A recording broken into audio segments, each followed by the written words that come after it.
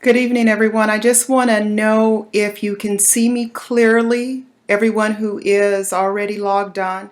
If you can you raise a hand or type something in so that I know that you are able to see me and hear me?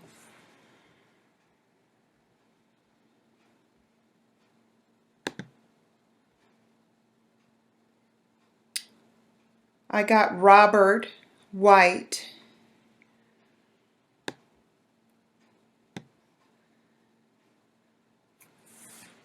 All right, folks, so at the top of your toolbar, there is an icon of a hand. If you click on that, I know that you can hear me. Got it. Robert, Joanne, Shika. Okay, I'm assuming that you guys can hear me now. I'm assuming that everything is working in proper order, and I'm going to give people a few more minutes to get logged on before we start. I have a few more attendees that I want to get in the webinar. Also, I want to let you know that if you have questions during the webinar, you'll be able to ask them. If you were able to early, you can download the handouts that are available. If you were not able to earlier, maybe you can take a look at them now. Basically, it's what I'll be talking about and some definitions just in case you need a clarification. All right, I want to go ahead and get started. I want to jump right in. So my name is Dr. Chanel R. Reed, and this webinar is brought to you by YBE, Your Black Education. And I have a consulting business, and I had the opportunity to connect with Dr. Boyce Watkins and some of the people who are affiliated with his organization, and they asked if I was interested in doing a webinar, and so here I am. I want to give you some background information about me and how I came to decide to speak on this topic and research this topic. To start with, I am originally from Southern California. I live in the state of New York now. While in California, I was able to complete all of my studies. I went through K through 12 education there, undergraduate, graduate, and my doctoral program. While in California, while going through my undergraduate, I would say maybe 6 months before I was graduating with my degree, prepared to go on to graduate school. Initially, I was going to take up sociology. I wanted to get a doctorate degree in sociology of education with an emphasis on African American studies. Well, while I was in my undergraduate program, heading towards my doctoral program, my son had started having some difficulties in school. And so I would periodically go up to the school to assess what was going on, talk to the teachers, see what I could do to help him. And there was one meeting in particular where I sat down with the teacher, and her words were, I shouldn't have to put up with his behavior in my class. And at that point, I was kind of offended. I was very upset. I was hurt because I couldn't understand. He's a good boy. I don't understand what type of behaviors you're referring to. And so at that point, I went back to school and I changed my major. I changed what I was going to do after I graduated. I didn't know what it was going to be like to try and be a teacher. I had no idea what teacher education courses were like. I enrolled in a methodology class, a special education methodology class, and I remember being overwhelmed by the material, by all of the acronyms, by everything, and I wasn't sure I was going to do it.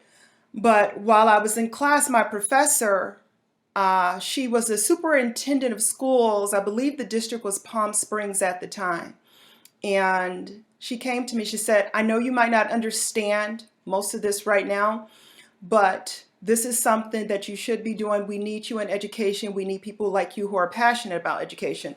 And so I decided to stick with it. I decided to, okay, I'm going to change my major. I'm going to make a difference in education. If not in education in general, I will at least be able to address these concerns, talk to teachers, and be informed about what's going on in my son's life.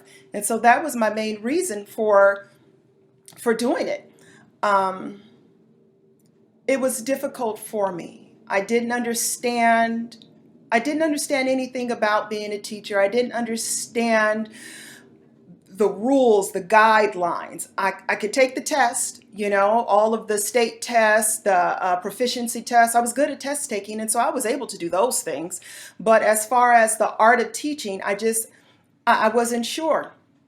I had been on a job for 10 years. The job that I was on had afforded me the ability to work around the schedule, volunteer in my son and daughter's class at the time, go to school full time. And so I got to the point where it was time to leave that job. I was on the job for 10 years. I said, well, I'm going to walk away from this job and I am going to be a teacher. I'm going to be a teacher. And so I got an emergency teaching certificate and I started at a middle school in Southern California. And I remember when I got in the class, it was a self-contained class. And there were 22 students in the class. And I remember getting in the class and I was thinking, what have I set myself up for?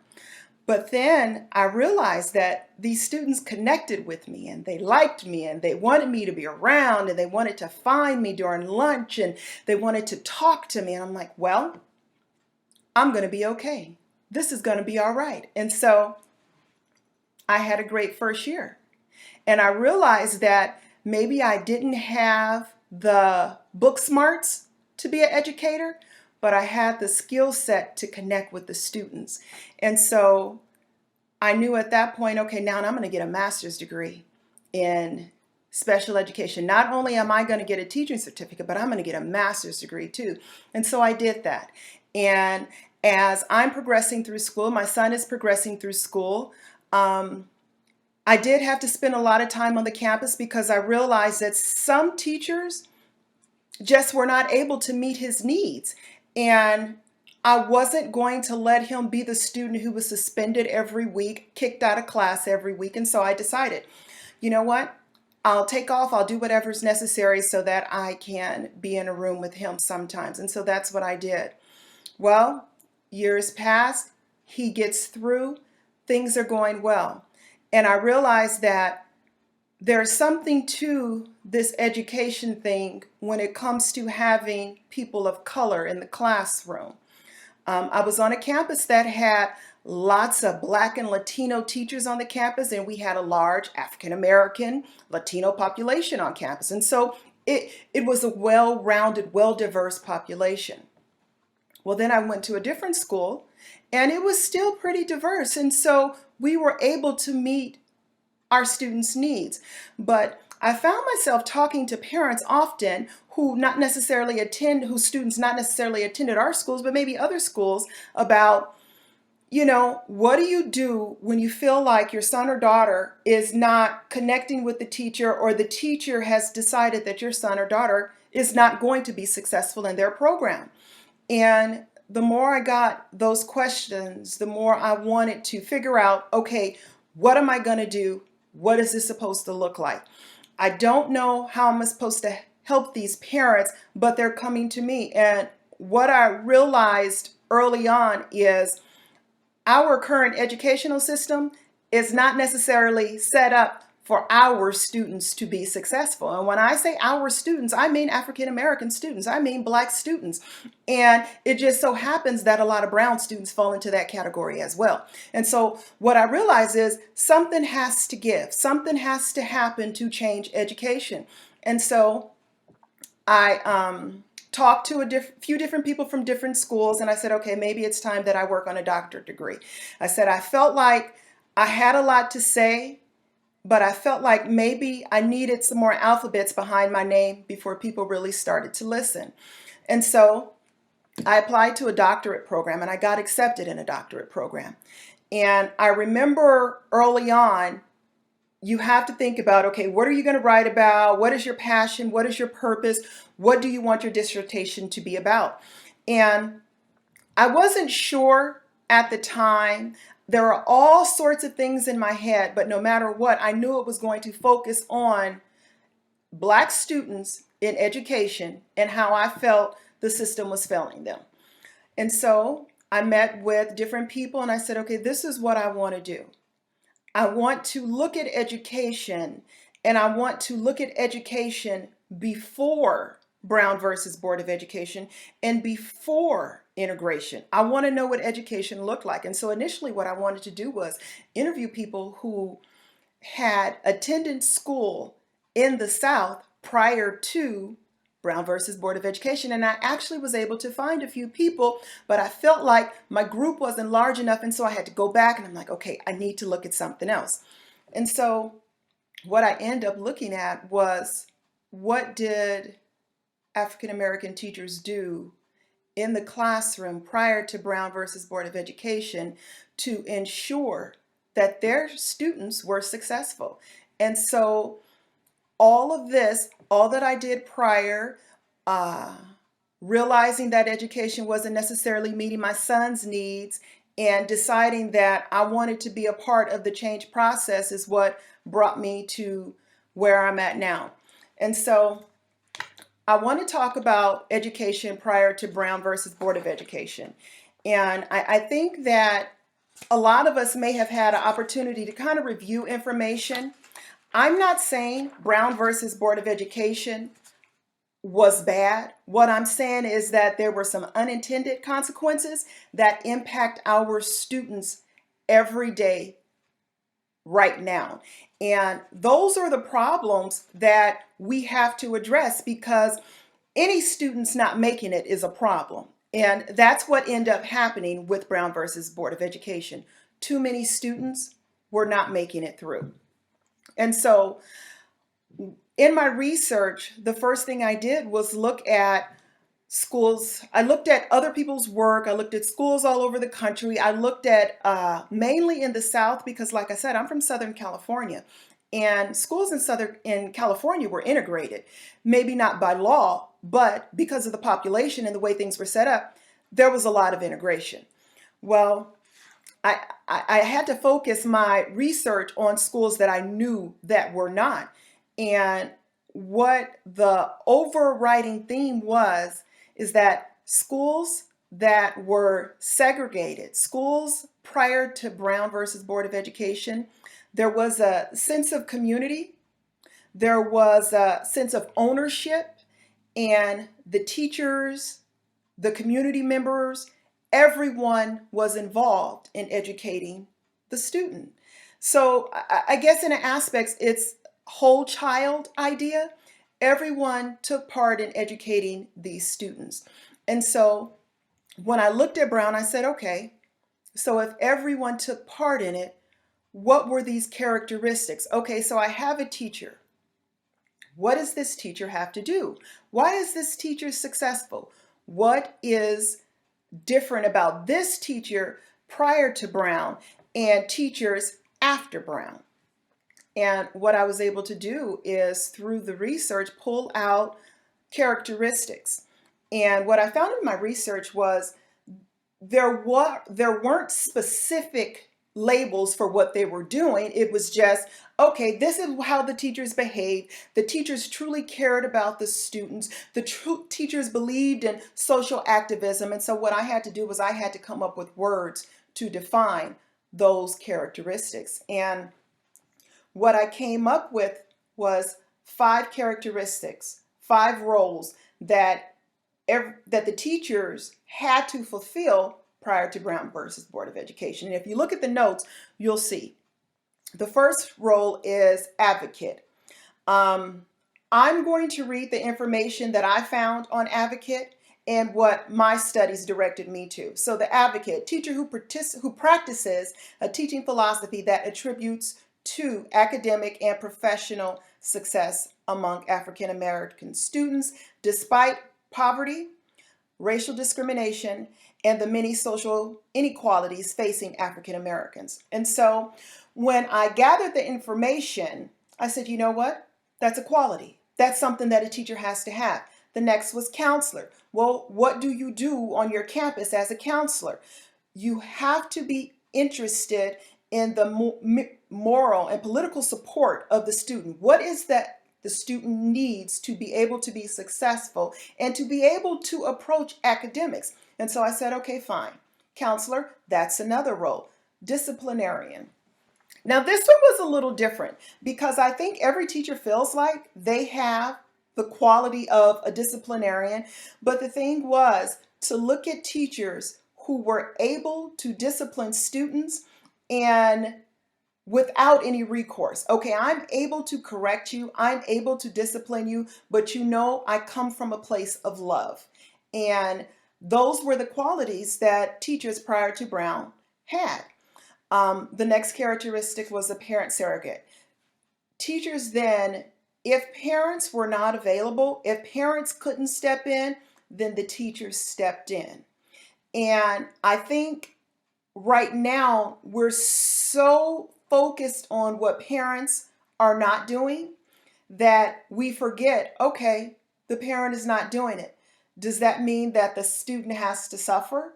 And so what my study showed me was, well, back then, no, the students did have to suffer because the teachers, the communities, whoever was involved rallied around these students. And the last one was role models. Students needed to see real life examples of what their life could be, because prior to Brown, they saw African American teachers. They saw African American administrators. Now, I'm not saying that these schools were fully equipped and had all of the resources. Maybe they didn't. But what they did have were environments where students could thrive, could be successful, and were interested in learning and building up the community. And so that was what I was able to extrapolate from the data. And based on those 5 characteristics, I said, okay, so these are the characteristics of the historical African American teacher.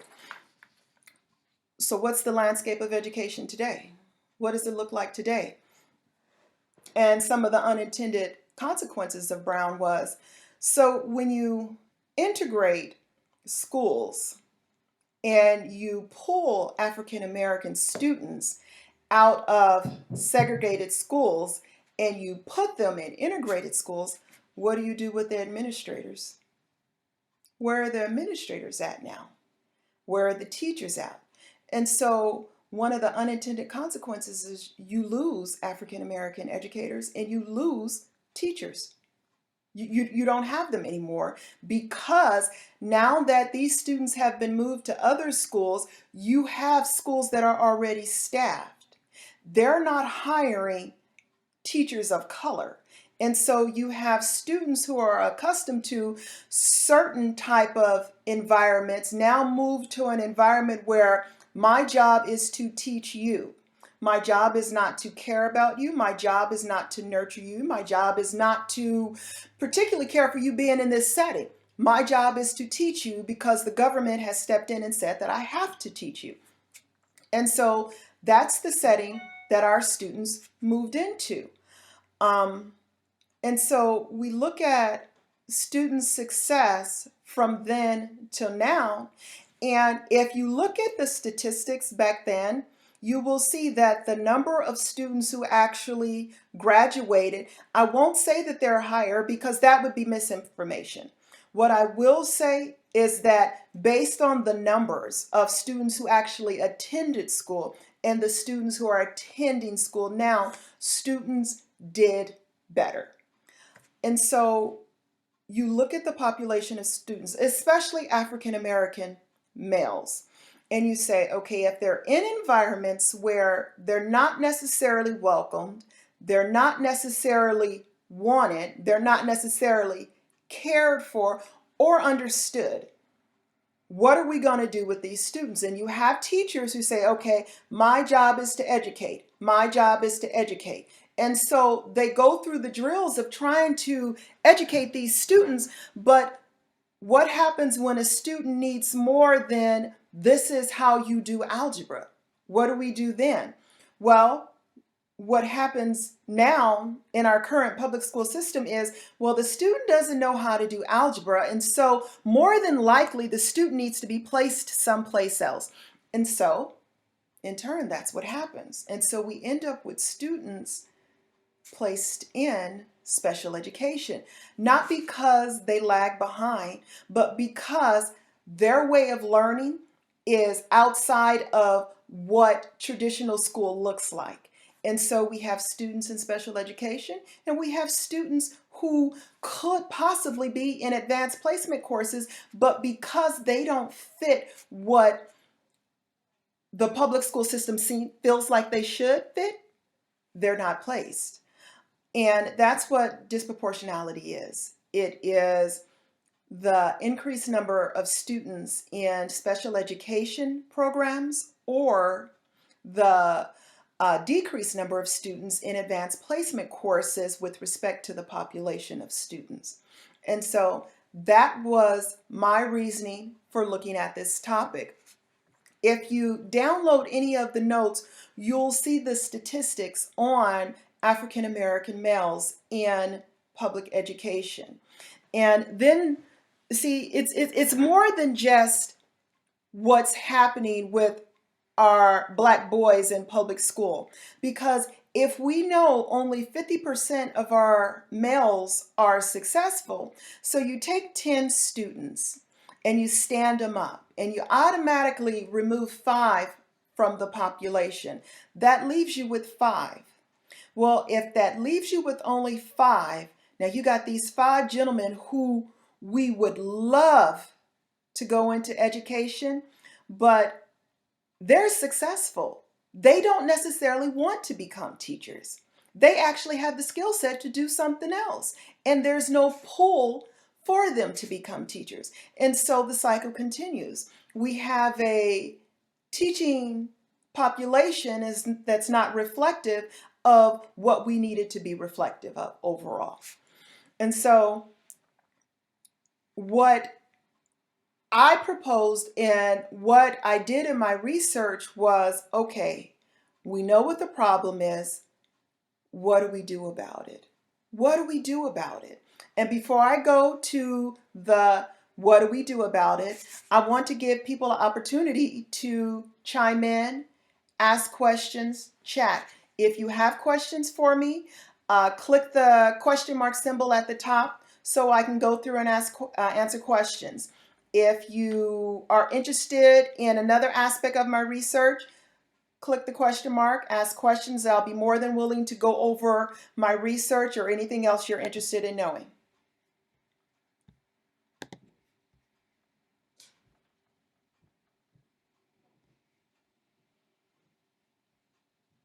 Okay, so I got a question.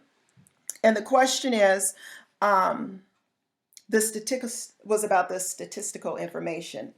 And the statistical information is based on inner city schools across the country. I didn't want to just look at one particular area, because I could have looked at Los Angeles, or I could have looked at New York City, or I could have looked at Chicago, and I know the numbers would be higher. And so what I chose to do was look at schools across the board. I said, okay, gather the information of schools across the board, because all the information is out there. You can get any bit of information these days you want. And so that's what I did. That's where I got my statistical information. Now, that's just for the webinar. My statistical information for my research was, I gathered it all from my literature review. I probably had close to 100 different resources that I used. And I used peer-reviewed articles from people all over the world. That's where my information came from. Any more questions? That was the second one I had on statistics. Historical roles. Okay, someone wants to know about the historical roles. So what I did was, when I got through all of my literature, I needed to synthesize the information. I needed to categorize it. And so I broke down every article and I said, okay, which article says what about teacher characteristics? And None of them particularly said, okay, counselor or disciplinarian or anything like that. Most of them said these are characteristics that teachers must have. And so what I did was, okay, these characteristics shape up to be a counselor. These characteristics shape up to be a disciplinarian. These are the characteristics of a mother or a surrogate parent. These characteristics are those of an advocate. And so that's how I came up with my characteristics. And based on that information, what I did was I created a questionnaire. And I used the questionnaire to evaluate teachers on charter school campuses. And that question came fast. Someone wants to know, why did I pick charter schools? Because the charter schools I looked at were the only schools that had homogeneous populations. And I wanted to look at homogeneous populations and look at what teachers did from the past versus what African American teachers did now. Because I felt like if I gathered enough information between then and now, what I'd be able to do is come up with strategies for teachers to use right now in classrooms to help teachers who are not African American better meet the needs of their learners. So that's why I chose that.